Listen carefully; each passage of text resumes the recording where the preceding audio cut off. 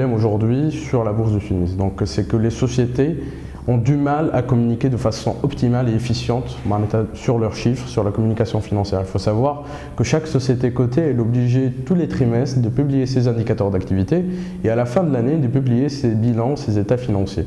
Donc aujourd'hui, ces sociétés-là, elles se contentent du strict minimum. Donc les publications qu'elles envoient au CMF, à la BVMT, mais elles ne sont pas en train de faire un vrai suivi durant toute l'année. Plutôt, une grande partie d'entre elles ne font pas de communication pour leurs actionnaires et les investisseurs. Donc aujourd'hui, certes, on est confronté à cette problématique, mais nous, on essaye d'aller au-delà de ça et d'aller voir les sociétés et de les stimuler et de les pousser à communiquer sur leurs indicateurs d'activité de façon efficiente et de façon optimale, histoire que l'information et les chiffres arrivent de la meilleure des façons aux actionnaires et aux investisseurs. En fait, il y a deux types. Il y a les sociétés qui réalisent les objectifs, celles-ci, elles communiquent bien, et les autres qui ne réalisent pas les objectifs escomptés ou bien annoncés lors des introductions en bourse, on les voit plus. Donc elles arrivent sur le marché, au début elles font une énorme campagne de publicité, que ce soit sur les réseaux sociaux, sur les portails digitaux, ou bien même à travers les affichages, mais après, dépasser l'opération d'introduction, on ne les voit plus. Donc nous, on essaye de vraiment les pousser à bien communiquer parce qu'aujourd'hui, l'investisseur et l'épargnant, ils mettent leur argent dans ces sociétés-là.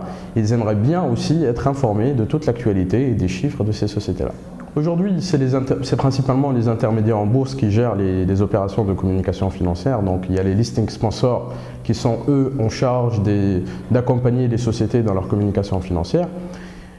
Beaucoup d'entre elles, beaucoup des intermédiaires de la place essayent ils sont en train de faire un grand boulot, un grand travail pour accompagner ces sociétés, mais aujourd'hui, la communication, elle coûte de l'argent et eux, ils se disent, si c'est une charge, donc vaut mieux la compresser et ne pas communiquer du tout.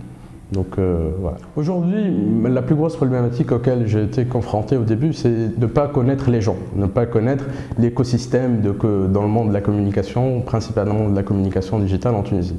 Là, on prend de plus en plus d'ampleur, donc on est connu, on est bien installé en Tunisie, donc on a plus de facilité. Mais au début, c'était le plus gros problème, c'est d'accéder aux décisionnels, donc aux digital planners et aux responsables des agences de communication. Aujourd'hui, on est bien instauré, du coup, des fois, c'est même eux qui viennent nous voir. Mais la plus grosse problématique dans le digital aujourd'hui, c'est la multitude de sites internet.